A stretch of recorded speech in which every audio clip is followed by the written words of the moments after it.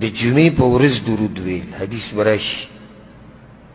د جمعې په ورځ خاص پیغمبر صلی الله علیه وسلم په ما درود ډېر وایي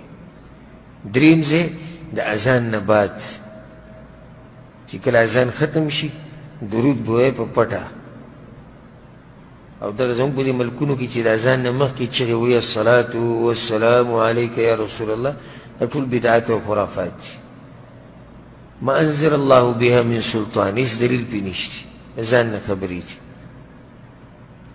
څلورم ځای د جمعې په شپه یو حدیث کې راځي جمعې په شپه باندې به درود ډېر پنځم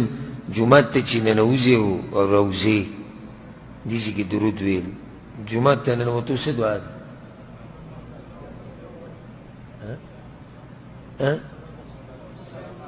بسم الله والصلاة والسلام على رسول الله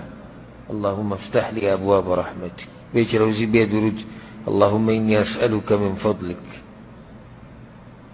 يوبل دعاء والسلام رزي اللهم اعصمني من الشيطان حديث كي رزي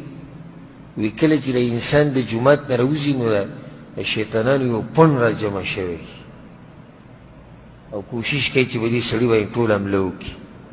خو چې کله دا دعا ووایي اللهم اعصمني من الشیطان نو الله یې د دغه شیطانانو نه بچ کړي څو ځایونه شو